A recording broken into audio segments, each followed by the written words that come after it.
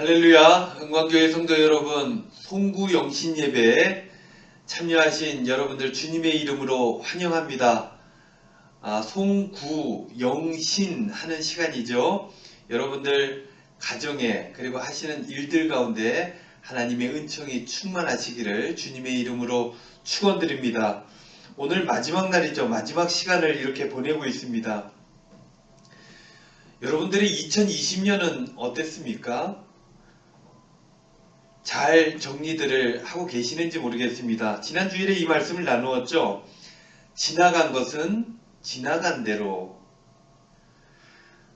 그런 것들은 다 그런 의미가 있는 것이죠. 우리의 모든 일들의 의미를 갖되 올 한 해 있었던 일들 중에 힘들고 어려웠던 것들, 아픈 것들, 이런 것들은 묶여있지 말고 이런 것들을 토대로 내일로 나아가시는 그런 여러분들 되시기를 바랍니다. 왜냐하면 이제 2021년이 곧 시작되기 때문입니다. 여러분들 새해에도 해야 할 일들이 참 많이 있지 않습니까? 여러분들 2021년 계획 다 세우셨습니까? 여러분들 캘린더, 일정 이런 것들 다 표기하면서 준비하셨을 텐데 여러분 새해 계획 어떤 것들이 있습니까? 그것이 무엇이든 간에 우리 성도님들의 바람과 그런 계획들이 다 이루어지기를 소원합니다. 건강도 좋아지시면 좋겠고 코로나 때문에 힘들고 어려웠던 직장생활도 평안했으면 좋겠습니다. 가정의 일도 그리고 자녀들의 일도 다 잘 되었으면 좋겠습니다.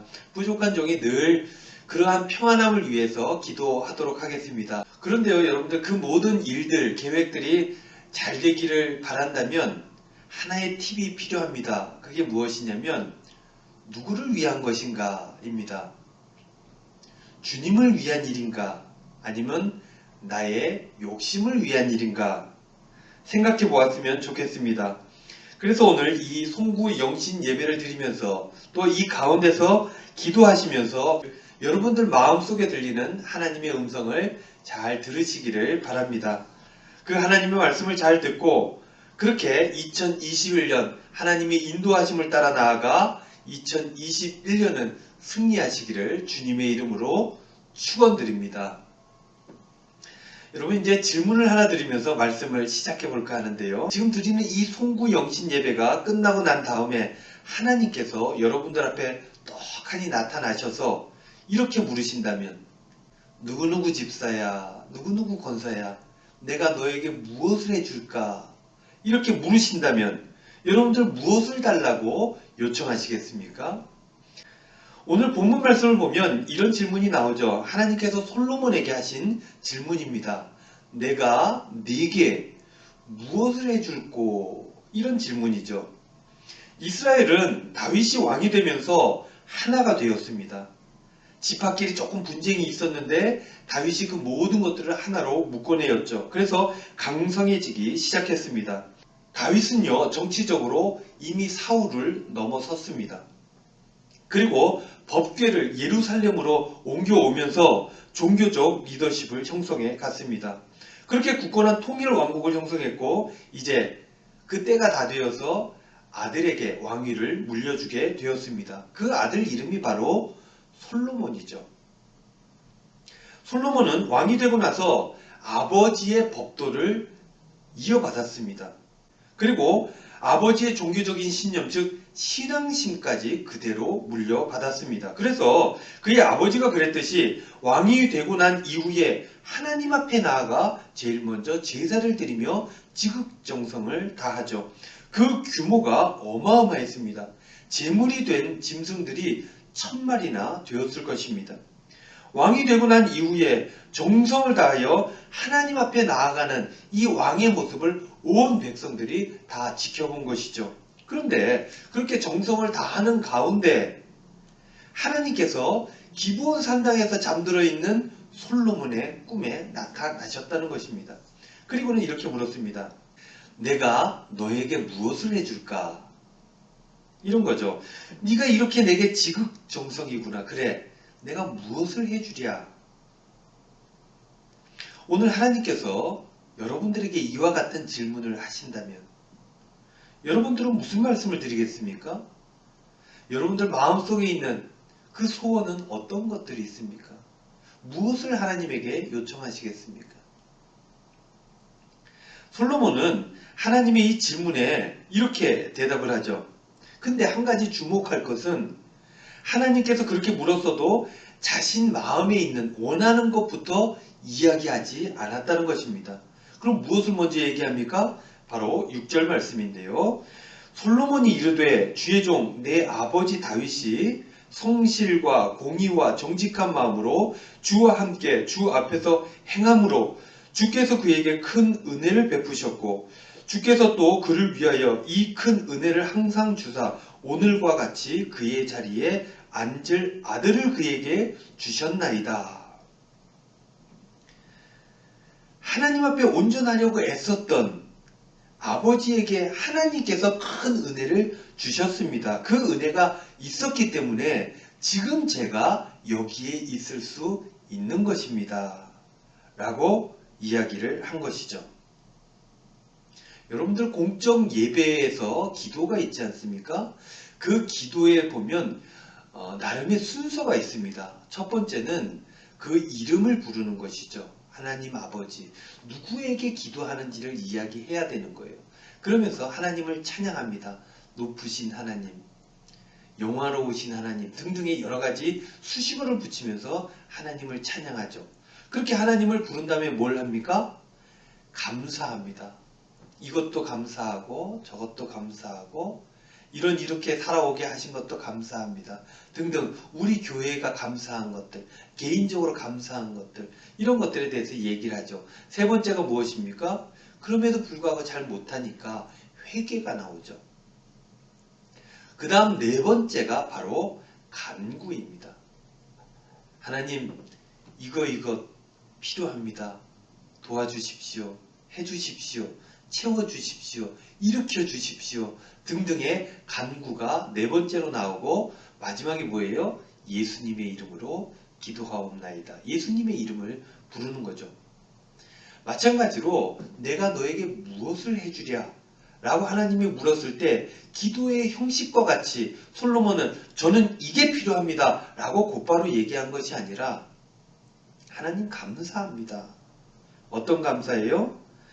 하나님의 은혜 때문에 우리 아버지가 번성하였고 우리 아버지에게 주신 하나님의 은혜 때문에 내가 지금 여기 있는 거예요.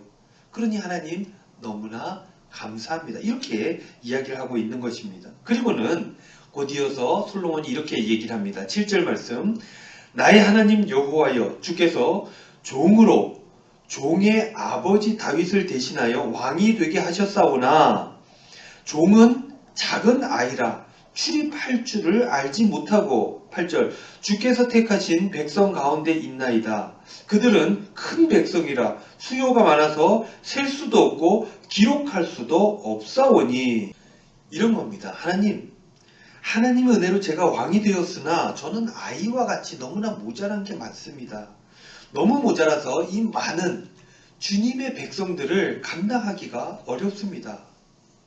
이처럼 하나님께서 맡겨주신 그 일들을 감당하기 위해 어려운 자신의 연약함을 고백하는 거예요. 그리고는 그 일들을 감당하기 위해서 필요한 것, 그것을 하나님께 구했다는 것입니다. 9절 말씀. 누가 주의 이 많은 백성을 재판할 수 있사오리이까? 듣는 마음을 종에게 주사.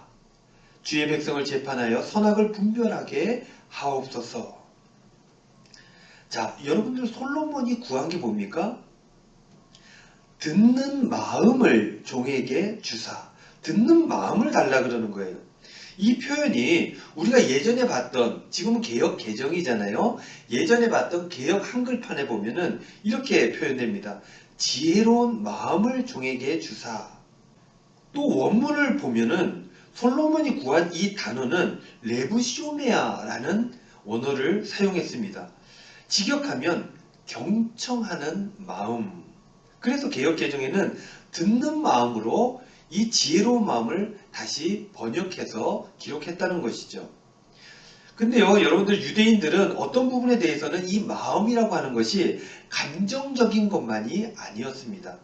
지금 굳이 우리나라 말로 표현하자면 정신 이런 표현이기도 하죠. 여러분들 이런 말 많이 쓰잖아요. 아유 정신이 없어, 정신 차려 등등의 이런 표현들을 쓰지 않습니까? 이 정신없어 하는 이 말을 어떨 때 씁니까? 옳고 그름을 판단해야 되는데, 일의 선후를 판단해야 되는데 그것들을 잘 하지 못하는 상황에 부닥쳐 있을 때, 그때 그렇게 얘기하는 거예요.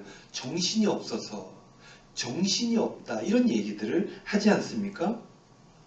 즉 듣는 마음을 달라는 것은 이런 것입니다.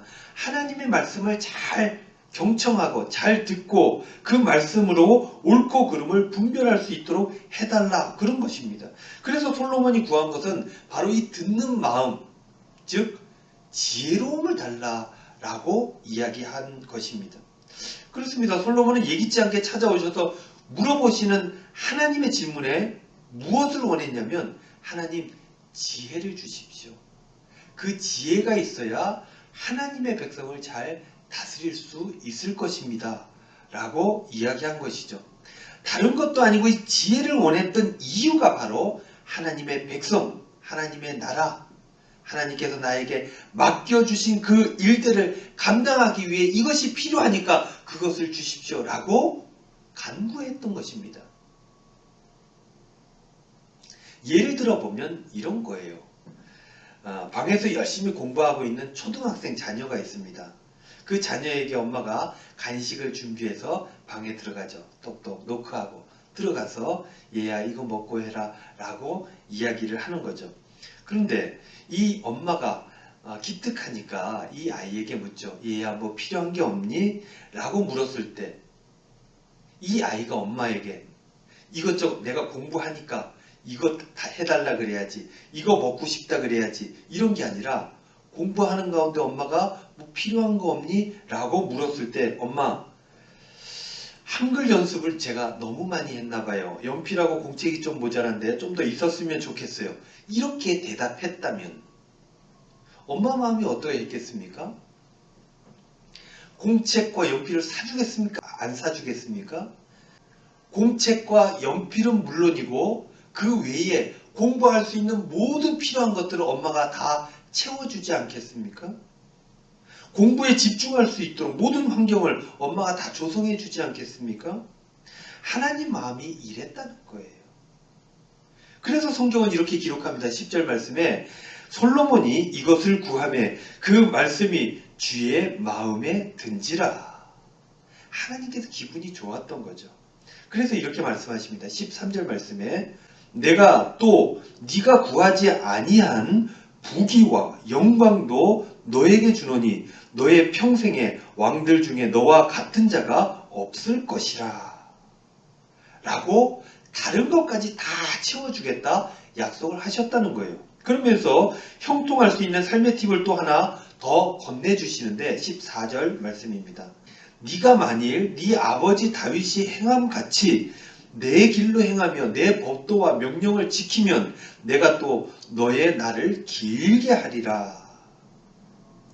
너는 지혜를 가지고 나라를 잘 다스리게 될 것이고 뿐만 아니라 부귀와 영광도 너에게 있을 것이다. 이렇게 남부러울 것 없는 삶이 길이길이 이어질 것이다 라고 얘기를 해주시는 거예요. 무엇을 하면요? 조건이 하나 붙게 되죠. 너의 아버지 다윗이 행함같이 내 길로 행하며 내 법도와 명령을 지키면, 즉 하나님의 말씀을 듣고 행하면, 그러면 이 모든 복된 삶이 계속해서 이어질 것이다. 하나님께서는 솔로몬에게 승리하는 삶의 팁까지 건네주셨던 것입니다. 사랑하는 우리 은광교회 성도 여러분, 여러분들은 한 해를 시작하는 이 시점에서 하나님께 무엇을 구하고 싶으십니까? 세상 사람들은요, 부귀영화를 구하죠. 사실 그게 살아가면서 굉장히 중요하지 않습니까? 통장에 잔고가 좀 쌓여야 됩니다. 그리고 집도 좀 넓은 평수로 그렇게 가야 되죠. 직급도 좀 올라가야 됩니다. 월급도 좀 많이 받으면 좋겠고, 원했던 차도 한 대 좋은 차로 바꿨으면 좋겠고, 등등의 이런 것들을 하나님 앞에 간구하기 마련입니다. 심지어는 원수들에 대한 보복을 구하기도 합니다. 지나간 것은 지나간 대로 그렇게 해야 되는데 과거에 묶여 있어서 나에게 손해를 주고 아픔을 주었던 그 사람들 때문에 감정적 소비를 하면서 그것을 소원으로 삼고 살아가는 사람들도 없지 않아 있다는 것입니다. 하지만 여러분, 그것들은 그것을 목적으로 삼을 때 얻을 수 있는 것들이 아닙니다. 끝내 어떻게 얻어낸다 할지라도 문제가 심각해집니다.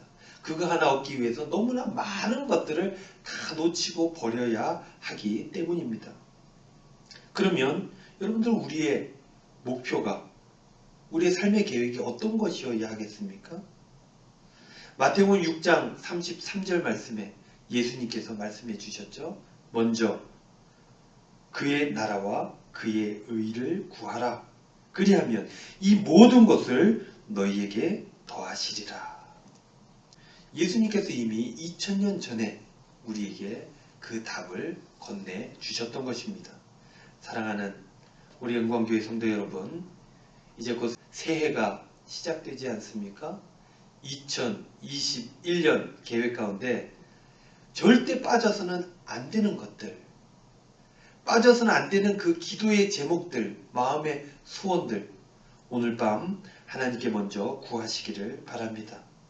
내가 해야 될 일, 나에게 주신 사명, 그것들을 먼저 하나님께 구하시기를 바랍니다. 그러면 우리에게 필요한 모든 것들을 하나님께서 여러분들에게, 또한 여러분들 가정에 풍성히 채워주실 줄로 믿습니다.